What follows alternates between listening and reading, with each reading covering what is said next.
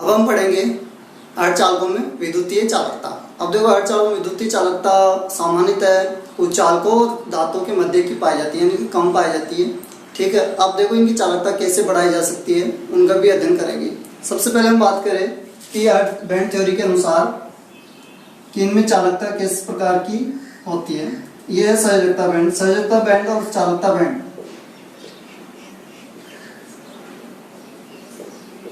यह संयोजकता बैंड और चालकता बैंड के मध्य जो ऊर्जा अंतराल है वो कम होता है, जिसके कारण यहाँ से इलेक्ट्रॉन कहाँ चले जाते हैं, यहाँ चले जाते हैं। तो इस कारण इनमें सामान्यतः चालकता पाई जाती है, बहुत कम पाई जाती है। अगर आप ताप बढ़ा देते हैं, ताप बढ़ाने पर क्या होती है, चालकता बढ़ जाती है। ऐसा क्यों होता है, जैसे आप ताप बढ़ाते हो तो इलेक्ट्रॉन क्या करते हैं, ज्यादा मात्रा में चालकता बैंड में चले जाते हैं, जिसके कारण इसकी चालकता बढ़ जाती है। ये तो ये बात की सामान्यतः हमने बैंड थ्योरी के अनुसार चालकता कितनी होती है और कैसे ताप बढ़ाने पर बढ़ती है। अगर हम इनकी संयोजकता बंद के अनुसार देखते हैं चालकता, तो वो देखते हैं। हम जानते हैं कि सिलिकॉन की संयोजकता 4 होती है और यह 4 अन्य सिलिकॉन परमाणुओं के साथ जुड़ सकता है। इस प्रकार से हमने संरचना बनाई है, जिसमें एक सिलिकॉन 4 अन्य सिलिकॉन परमाणुओं के साथ जुड़ा हुआ है। ठीक है, अब देखो सामान्यतः इसकी चारों इलेक्ट्रॉन सहसंयोजी इलेक्ट्रॉन है, वो पूर्णतः बंध में भाग लिए हुए मुक्त नहीं है। इसके कारण सामान्यतः इनकी चालकता कम पाई जाती है। मगर जब ताप बढ़ाते हैं, ताप बढ़ाने पर क्या होगा, तापीय कंपन उत्पन्न होगा। तापीय कंपन से क्या होते हैं, जो बंध के इलेक्ट्रॉन है वो हो जाते हैं मुक्त। सपोज यहाँ से जो बंध का इलेक्ट्रॉन थे वो मुक्त हो गया और ये क्या हो गया, बंध टूट गया। ठीक है, अब देखो इस प्रकार से यहाँ पर क्या उत्पन्न हो गया, होल उत्पन्न हो गया। ठीक है, यहाँ पर तो है इलेक्ट्रॉन। अगर हम विद्युत क्षेत्र आरोपित करें, हमने विद्युत क्षेत्र लगा दिया,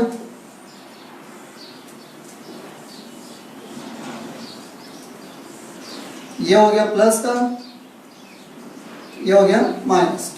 अब देखो ये जो इलेक्ट्रॉन है वो तो किधर गति करेंगे, प्लस की तरफ। ठीक है, और यानी कि ये इलेक्ट्रॉन इस प्लस इलेक्ट्रोड की तरफ गमन करेंगे।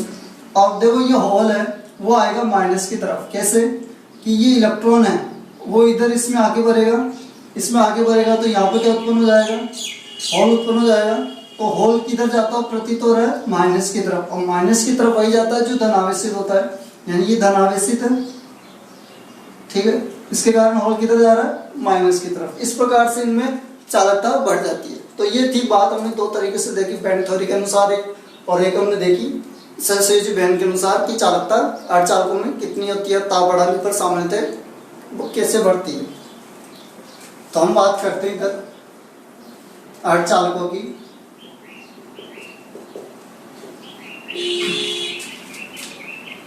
इनकी चालकता कुचालकों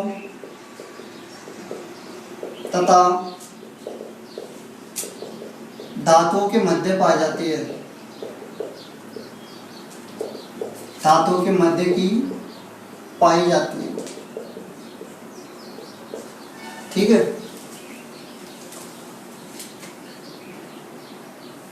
उदाहरण की बात करें, इसमें आ गया सिलिकॉन, एसआई, जर्मेनियम।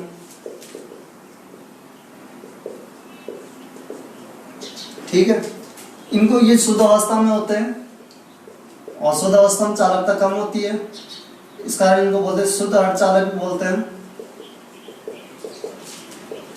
या नेज अर्धचालक भी बोलते हैं,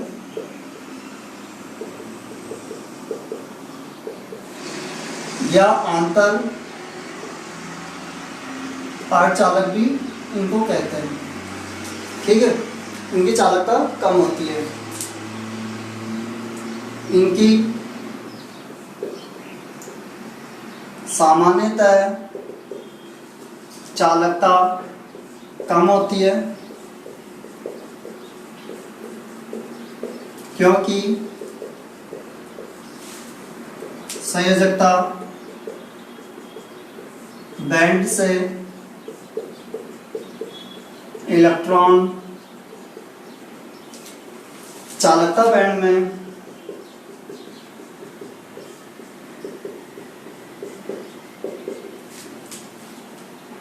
कम जा पाते हैं।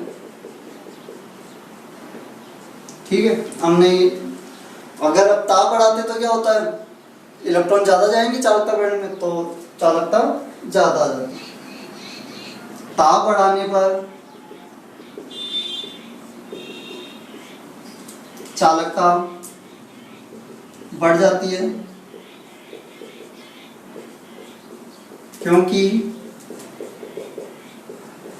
इलेक्ट्रॉन ज्यादा संख्या में चालकता बैंड में चले जाते हैं। ठीक है, जिसकी चर्चा हमने करी थी। अब बात करें सिलिकॉन परमाणु की संयोजकता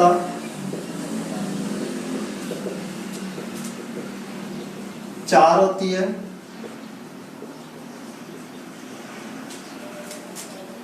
जिससे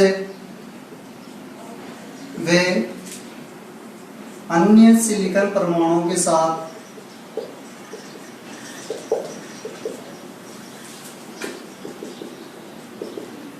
चार सहसंयोजी बंध बना लेता है। ठीक है, यहाँ कोई भी इलेक्ट्रॉन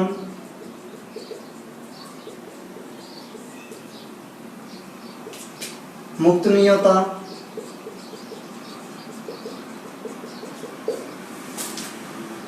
अतः चालकता कम होती है। ठीक है, चालकता क्या हो गई, कम होती है। अब हम क्या करते हैं, ताप देते हैं।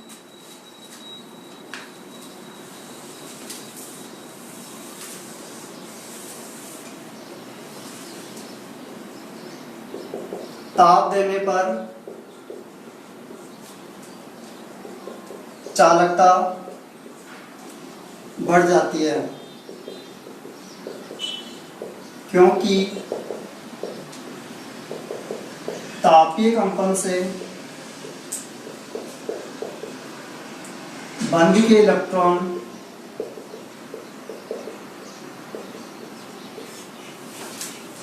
मुक्त हो जाते हैं। ठीक है, तथा विद्युत विभव लगाने पर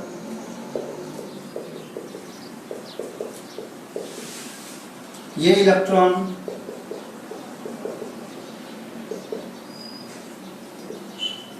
धनावेशित सिरे की तरफ तथा हॉल ऋणावेशित सिरे की ओर गमन करते हैं। अतः चालकता दर्शाते हैं। इसे नेज अर्धचालक यानी कि अनडोप्ड सेमी कंडक्टिविटी कहते हैं। ठीक है, ये आता कि हमने अभी तक बात कर ली थी, समझ लिए थे। अब बात करते हैं कि हमने देखा कि ताप बढ़ाने पर भी चालकता बढ़ जाती है, मगर इतनी नहीं बढ़ती कि हम प्रायोगिक रूप से उस चालकता का उपयोग कर सकें। तो हमें और चालकता बढ़ानी है।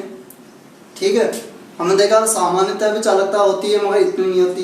ताप बढ़ाते तो चालकता बढ़ जाती है, फिर भी वह बढ़ी हुई चालकता इतनी सफल नहीं है कि वो प्रायोगिक कार्यों में आ सके काम में, तब हम और किस तरीके से चालकता बढ़ा सकते हैं। अब देखो इसमें चालकता बढ़ाने के लिए हम उपयोग में लेते हैं अशुद्धियाँ, यानी कि हम सिलिकॉन में अन्य तत्व मिलाते हैं जिसके कारण उसमें क्या हो जाती है, त्रुटियां उत्पन्न हो जाती है, जिसके कारण इलेक्ट्रॉनों की गति संभव होती है और चालकता उसमें बढ़ जाती है। जब हम किसी नेज चालक में या शुद्ध अर्धचालक में अशुद्धियां मिलाते हैं तब जो अर्धचालक प्राप्त होता है वो कहलाता है डोपिंग अर्धचालक, ठीक, अपद्रवी अर्धचालक। और इस प्रक्रिया को हम बोलते हैं डोपिंग या अपमिश्रण, ठीक है। यानी अशुद्धियां मिलाने से भी चालकता बहुत ज्यादा बढ़ जाती है, बहुत अंतर आ जाता है चालकता में। तो अब हम देखेंगे किस प्रकार की अशुद्धियां मिलाते हैं जिससे चालकता बढ़ जाती है। यहाँ पर प्राप्त चालकता का मान इतना नहीं होता कि उसका उपयोग प्रायोगिक कार्यों में हो सके।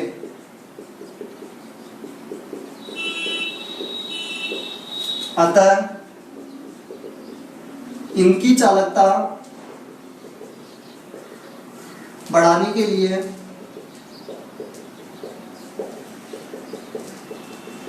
इनमें अशुद्धियां मिलाई जाती है।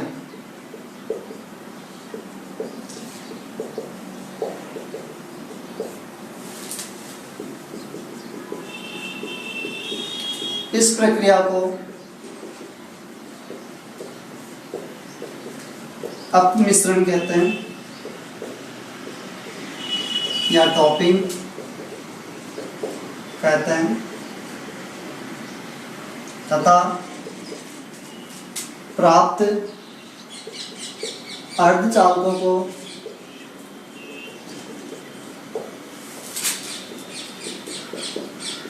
अशुद्ध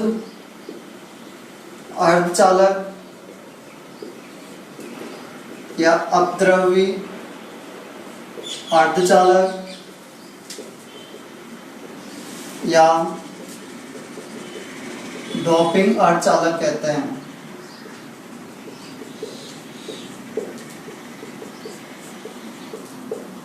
ठीक, अब हम देखते हैं कि अशुद्धियां कौन सी होती है और किस प्रकार से मिलाई जाती है और चालकता कैसे बढ़ती है। हम जानते हैं कि जो नेज अर्धचालक होते हैं, शुद्ध अर्धचालक होते हैं, जैसे सिलिकॉन और जर्मेनियम की बात करें, देखो इधर सिलिकॉन और जर्मेनियम की बात करें, वो दोनों होते हैं 14 वर्ग के तत्व। 14 वर्ग के तत्व है और यानी कि इसकी संयोजकता कितनी है, 4 है, यानी कि ये 4 सहसंयोजी बंध बना लेते हैं। इस प्रकार से देखो सिलिकॉन 14 वर्ग के तत्वों में आता है और इसकी संयोजकता कितनी होती है, 4 होती है। एक सिलिकॉन 4 सहसंयोजी बंध बनाता है अन्य सिलिकॉन परमाणुओं के साथ, इस प्रकार से, ठीक है। ये हमने देखा। ऐसा एक और उदाहरण लेते हैं हम। एक सिलिकॉन 4 सिलिकॉन परमाणुओं के साथ अपनी संयोजकता पूरी कर लेता है 4 बंध बनाकर।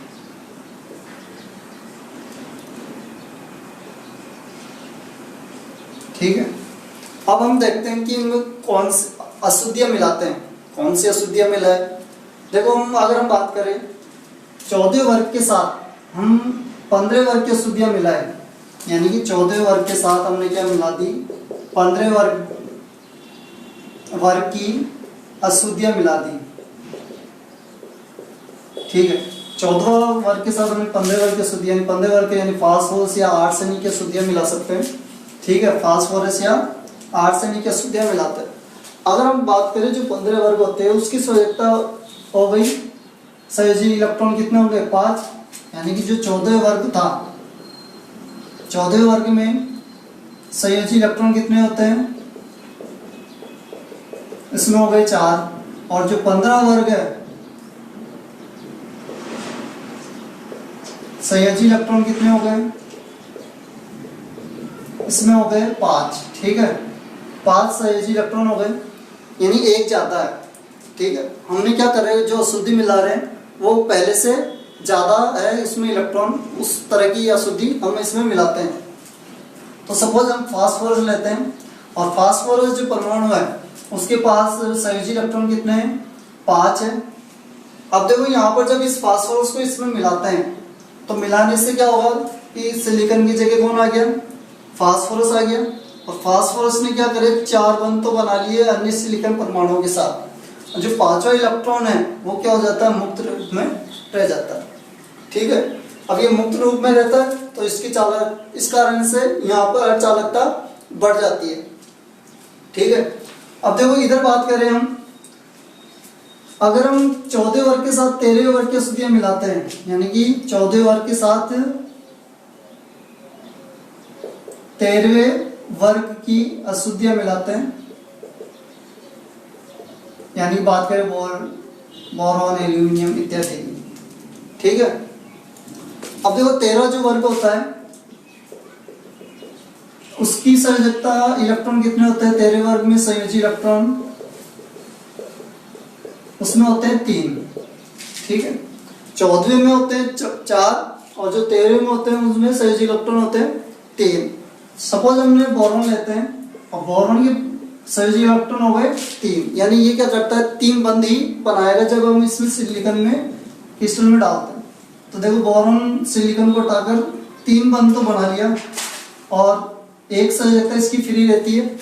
ठीक है, तो यहाँ पर तो क्या हो गया, होल रह जाता है। ठीक है, अब देखो यहाँ पर हमने अशुद्धियां मिलाई, इसमें तो हमने मिलाई 14 वर्ग के साथ 15 वर्ग की अशुद्धियां जिसके पास अधिक संयोजी इलेक्ट्रॉन होते हैं। इसमें हमने क्या करा, 14 वर्ग के साथ 13 वर्ग की अशुद्धियां मिलाई जिसमें जो बोरॉन है उसके पास क्या है, इलेक्ट्रॉनिक संख्या सिलिकॉन से कम होती है। जब इसमें मिलाते हैं तो इलेक्ट्रॉन मुक्त रह जाता है और इलेक्ट्रॉन पर चार्ज कौन सा होता है, नेगेटिव। ठीक है, नेगेटिव होने के कारण जो ये अर्धचालक प्राप्त हुआ उसको कहलाता है एन टाइप सेमीकंडक्टर। ठीक है, अब देखो इसमें हमने क्या करा है कि जो होल है वो होता है धनात्मक प्रकृति का। कैसे, इसकी भी चर्चा कर ले। हम यहाँ पर वही विद्युत क्षेत्र आरोपित करते हैं।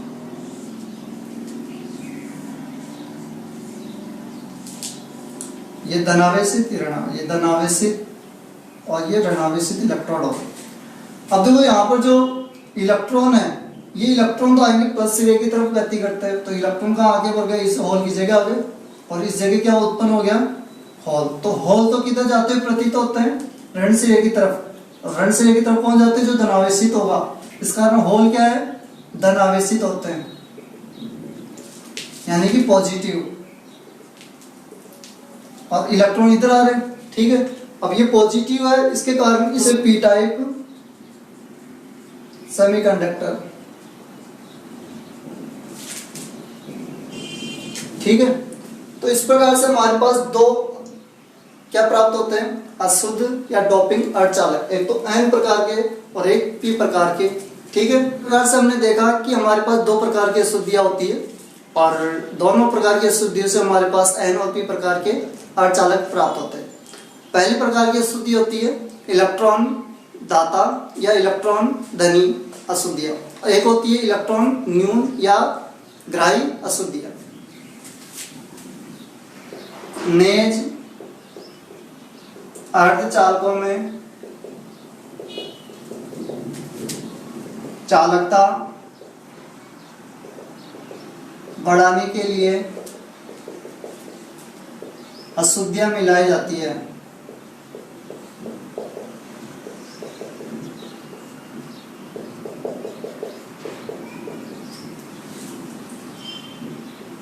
ये अशुद्धियां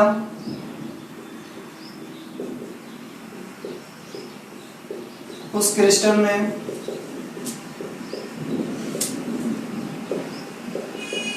इलेक्ट्रॉनिक दोष उत्पन्न कर देती है।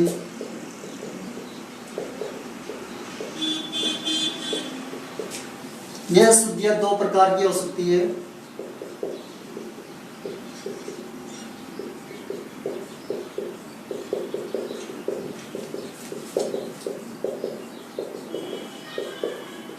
पहली हम बात करें इलेक्ट्रॉन रिच या डोनर इम्प्योरिटी, ठीक है। दूसरी हम बात करें इलेक्ट्रॉन डेफिशिएंट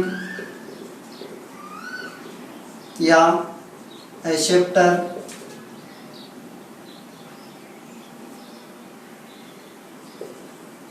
इम्प्योरिटीज, ठीक है। दो प्रकार की अशुद्धियां हो गई, इलेक्ट्रॉन रिच और इलेक्ट्रॉन डेफिशिएंट, यानी इलेक्ट्रॉन धनी और इलेक्ट्रॉन न्यून। तो हम सबसे पहले चर्चा करते हैं इलेक्ट्रॉन रिच इम्प्योरिटीज की। इलेक्ट्रॉन धनी या दाता अशुद्धियां,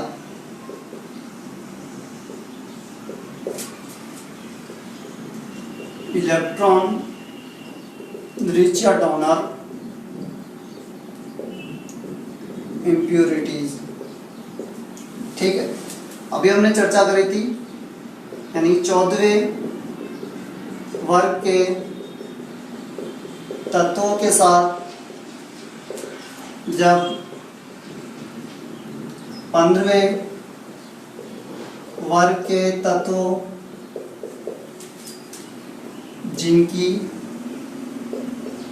जिनके सहयोजी इलेक्ट्रॉन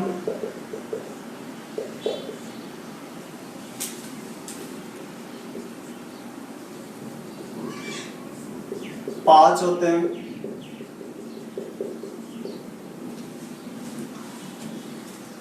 को मिलाया जाता है तो 4 संयोजी इलेक्ट्रॉन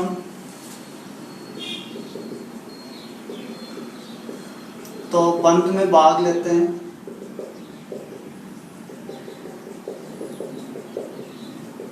जबकि एक इलेक्ट्रॉन मुक्त रह जाता है।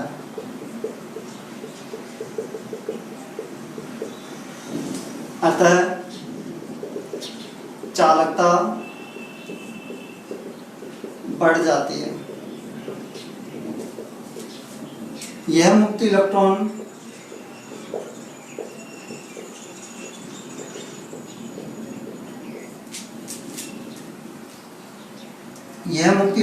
क्या होता है, नेगेटिव होता है।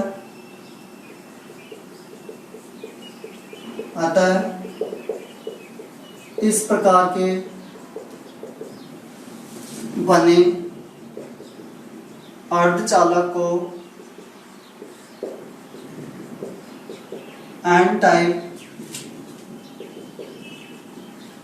सेमीकंडक्टर कहते हैं।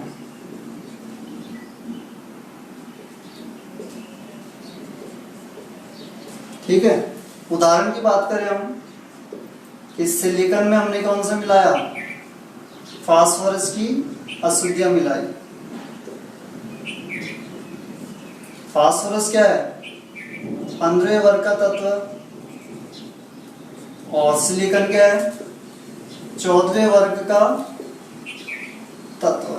जैसे हम इधर बात करें, एक सिलिकॉन से पहले से शुद्ध अवस्था की बात करें, जब नेज या चालक अवस्था में होता है तो एक सिलिकॉन 4 बंध बनाता है। ठीक है, इस प्रकार से हम अगर जब इसमें अशुद्धि मिलाते हैं, ठीक है, 14 वर्ग के साथ हमने कौन से वर्ग की, 15 वर्ग की अशुद्धि यानी फास्फोरस मिलाते हैं, तो एक फास्फोरस, जब हम फास्फोरस मिलाते हैं तो फास्फोरस कहाँ आ गया, यहाँ आ गया सिलिकॉन के स्थान पर, और 4 तो बंध संयोजकता पूर्ण हो गई, मगर एक इलेक्ट्रॉन यहाँ हो जाता है मुक्त, तो ये मुक्त इलेक्ट्रॉन हो गया। इसके कारण इसकी चालकता क्या हो जाती है, बढ़ जाती है। और क्या होता है, नेगेटिव। ठीक है, तो ये कौन सा टाइप का हो गया, चित्र आएगा हो गया एन टाइप सेमी कंडक्टर।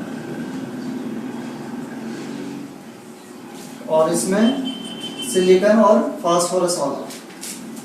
ठीक है, यह तो ये जब इलेक्ट्रॉन धनी अशुद्धियां मिलाते हैं तो एन टाइप का सेमीकंडक्टर प्राप्त होता है जिसकी चालकता तुलनात्मक ज्यादा होती है। अब दूसरे की बात करते हैं कि दूसरी अशुद्धि कौन सी मिलाते हैं। ये मिलाते हैं इलेक्ट्रॉन न्यून, इलेक्ट्रॉन न्यून या ग्राही अशुद्धियां।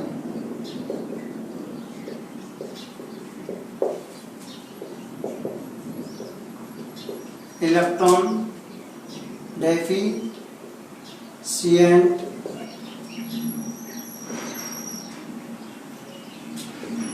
इम्प्यूरिटीज।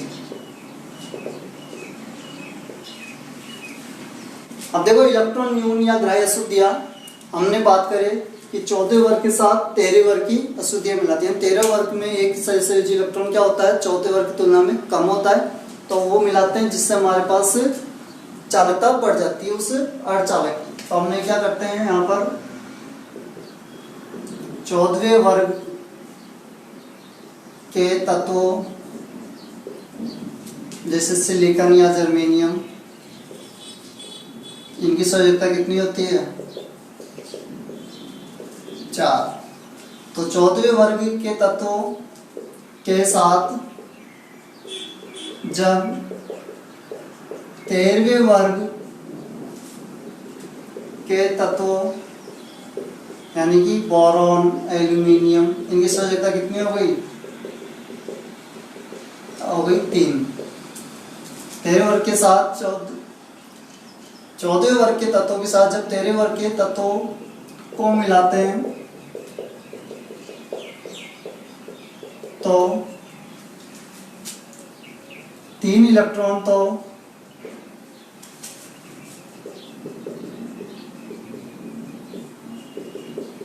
बंद बना लेते हैं, जबकि एक होल शेष रह जाता है।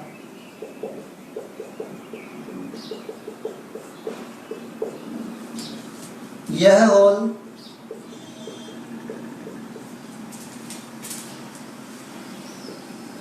धनावेशित प्रकृति धनावेशित होता है, जिसके कारण यह अर्धचालक पी टाइप सेमीकंडक्टर कहलाता है।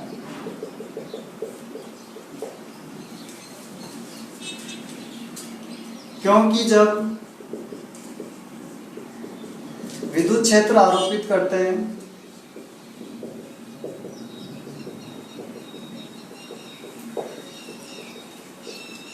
तो इलेक्ट्रॉन तो धनावेशित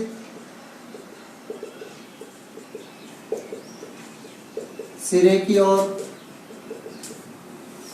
जाते हैं,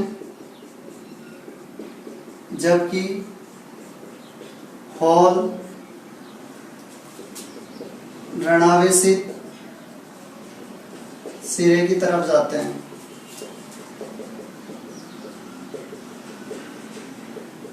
जिससे चालकता बढ़ जाती है।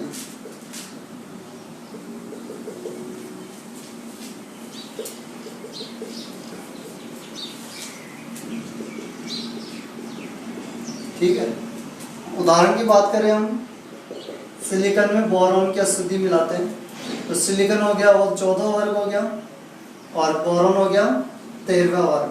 ठीक है, अब देखो इसमें शुद्ध अवस्था की बात कर रहे हैं पहले कि शुद्ध अवस्था में सिलिकॉन वही 4 परमाणुओं के साथ जुड़ा है।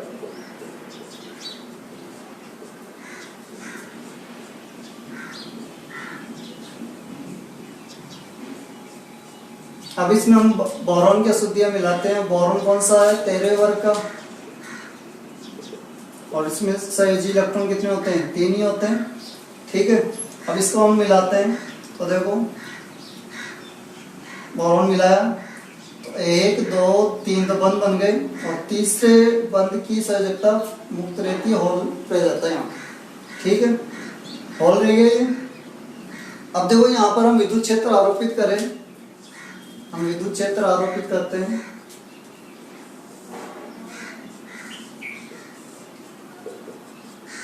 विद्युत क्षेत्र आरोपित करने पर देखो ये तो हो गया हमारे प्लस सिरा, ये ऋण सिरा। अब देखो प्लस सिरे की तरफ यहाँ पर इलेक्ट्रॉन है, यहाँ पर भी इलेक्ट्रॉन है, तो ये वाले इलेक्ट्रॉन तो किधर जाएंगे, इस होल में आ जाएंगे।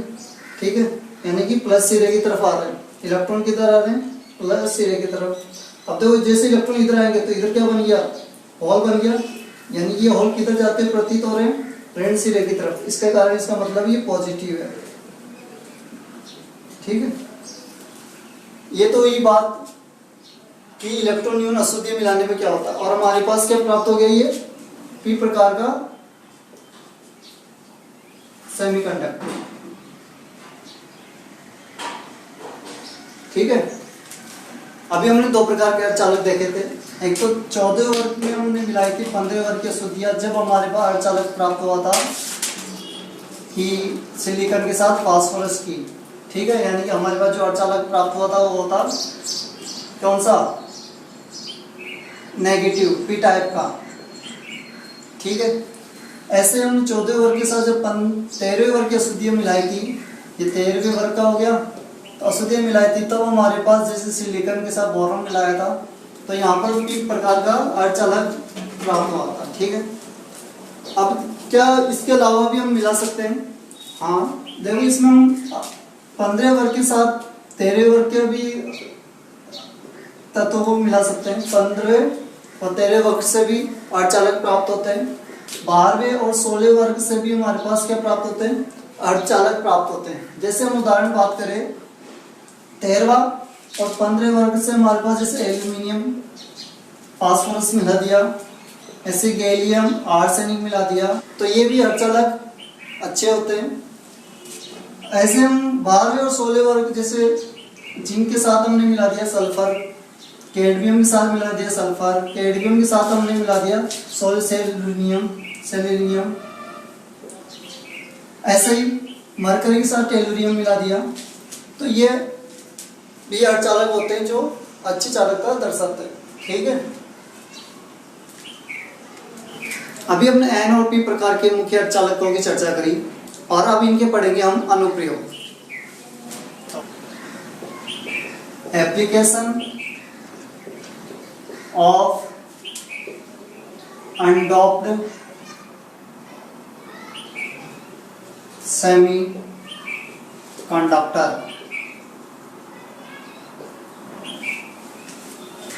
यानी कि अब चर्चा करते हैं हम कि एन और पी प्रकार के अर्धचालकों का कहाँ उपयोग होता है, किस रूप में करते हैं। देखो एन और पी प्रकार के जो अर्धचालक थे उनको हम जोड़ते हैं। अगर एन और पी अर्धचालकों को हम जोड़ते हैं इस प्रकार से, अगर ये पी प्रकार का अर्धचालक हो गया, ये एन प्रकार का अर्धचालक हो गया, तो इनको जोड़ते हैं तो एक इसके संयोजन से एक युक्ति बनती है, उसको बोलते हैं पीएन संधि या पीएन डायोड। ठीक है, तो पीएन संधि क्या होती है, जब पी और एन प्रकार के अर्धचालकों को जोड़ा जाता है तो जो युक्ति बनती है उसको बोलते हैं पीएन संधि या पीएन डायोड। ठीक है, एन व पी प्रकार के अर्धचालकों के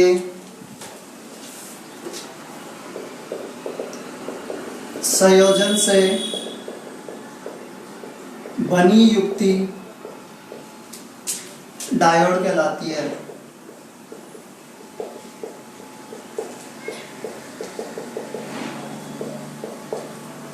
ठीक है, हम बात करें इधर तो हमने ले ली, ठीक है, इधर तो ली पी टाइप का और इधर लिया एन टाइप का अर्धचालक, इनको जोड़ दिया तो ये डायोड प्राप्त हो गया। देखो पी यानी पॉजिटिव, पॉजिटिव कौन होते हैं, होल थे हमारे पास इस प्रकार से।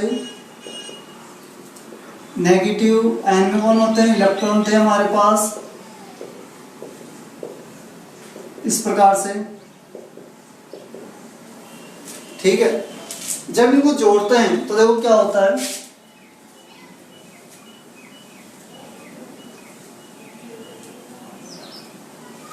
जहां संधि स्थल है उस तरफ देखो क्या होता है, जो ये माइनस इलेक्ट्रॉन थे वो तो किधर आते हैं, पी की तरफ आते हैं, और जो ये होल है वो किधर जाते हैं, एन की तरफ। ये तो क्या है, होल, और ये क्या है, इलेक्ट्रॉन, ठीक है। तो इलेक्ट्रॉन तो किधर आते हैं, पी की तरफ, और होल किधर जाते हैं, एन की तरफ। तो देखो इधर तो आ गए इलेक्ट्रॉन, इधर कौन आ गए, होल आ गए, इस प्रकार से।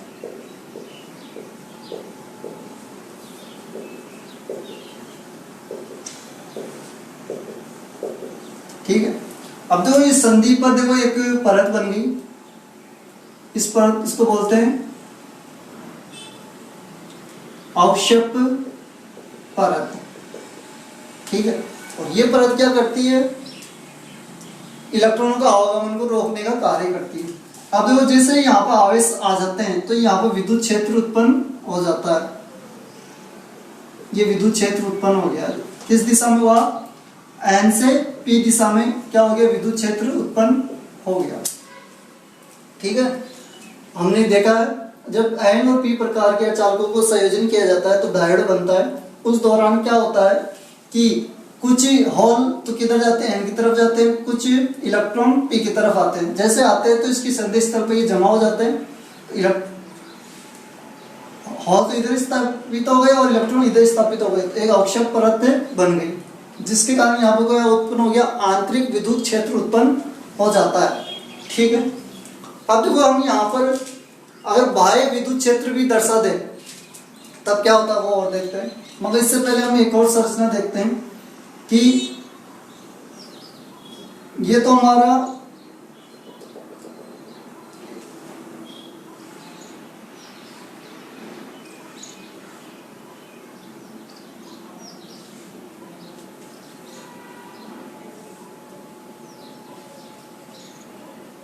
देखो, इधर तो ये हो गया पी प्रकार का, इधर हो गया एन प्रकार। इधर क्या हुआ, देखो आवेश एक्सचेंज हो गए, एक्सचेंज होने से यहाँ पर क्या हो गया, अतिव्यापन विभव उत्पन्न हो गया,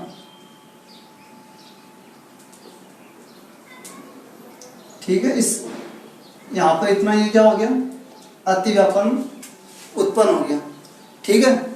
ये अतिव्यापन विभव है, ये P और N से, ठीक है। अब देखो हम एक चर्चा और कर रहे थे कि विद्युत क्षेत्र उत्पन्न हो गया और बाह्य विद्युत क्षेत्र भी लगा दे तो क्या होगा। तो एक और युक्ति यहाँ पर देखो,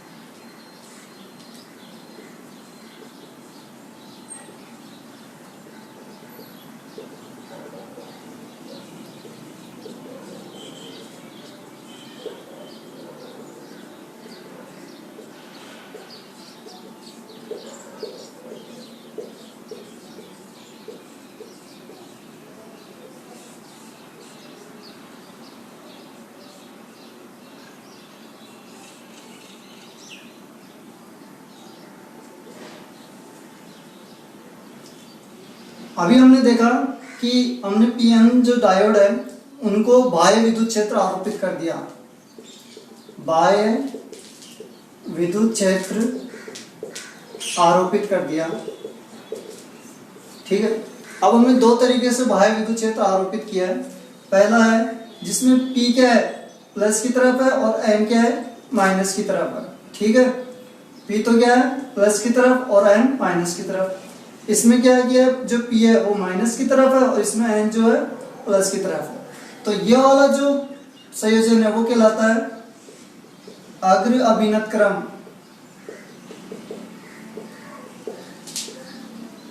ठीक है, और ये वाला कहलाता है हमारे पास उत्क्रम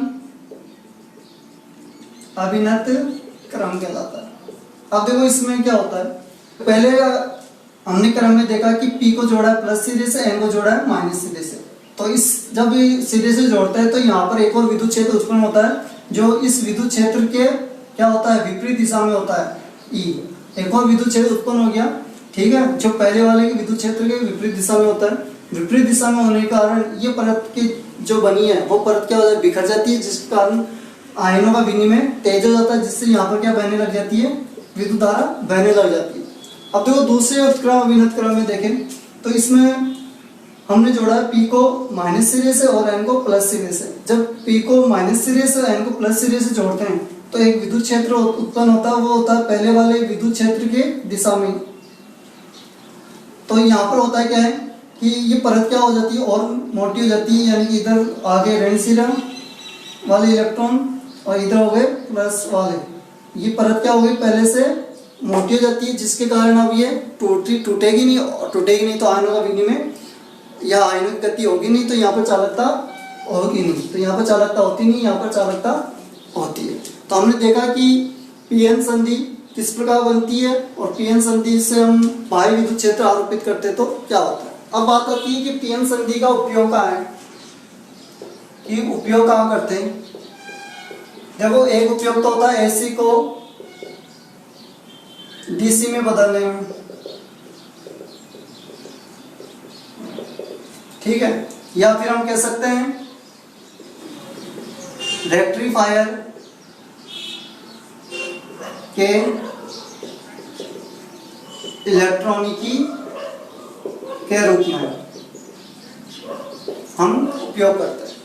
और भी देखिए एक चीज और है, एक हम पढ़ेंगे फोटोडायोड। फोटोडायोड क्या होते हैं, अब देखो फोटोडायोड में क्या होता है कि ये क्या करता है, फोटोडायोड प्रकाश ऊर्जा को विद्युत ऊर्जा में बदलता है, और फोटोडायोड के रूप में हम सौर सेल की बात करते हैं। जो सौर सेल होता है वो क्या कहलाता है, फोटोडायोड होता है, जो सिलिकॉन सिल्वर इत्यादि धातुओं से मिलकर बना होता है, ठीक है। इसमें सिलिकॉन होता है सेल, इस कारण ये भी एक प्रकार का सौर सेल का अर्धचालक, और वो कौन सा है, फोटोडायोड। अब देखो इसमें करता क्या है, ये प्रकाश ऊर्जा को किसमें बदलता है, प्रकाश ऊर्जा को विद्युत ऊर्जा में बदलता है ये, ठीक है। तो फोटोडायोड एक सौर सेल है जो प्रकाश ऊर्जा को विद्युत ऊर्जा में कन्वर्ट करता है। पहला अनुप्रयोग तो हमने देखा डायोड के रूप में। अब देखते हैं दूसरा ट्रांजिस्टर। ट्रांजिस्टर क्या होते हैं, ट्रांजिस्टर में क्या होता है कि हमने दो समान प्रकार के अर्धचालकों के मध्य क्या करते हैं, भिन्न प्रकार का अर्धचालक रखते हैं, जिससे जो युक्ति प्राप्त होती है वो क्या कहलाती है,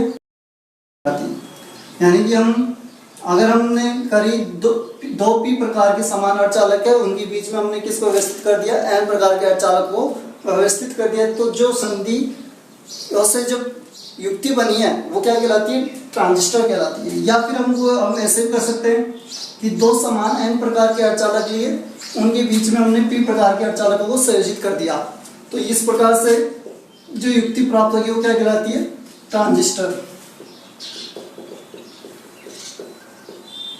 ठीक है। दूसरी युक्ति हमारे पास आई है ट्रांजिस्टर के रूप में, यानी कि अर्धचालकों का उपयोग दूसरा हो गया ट्रांजिस्टर के रूप में।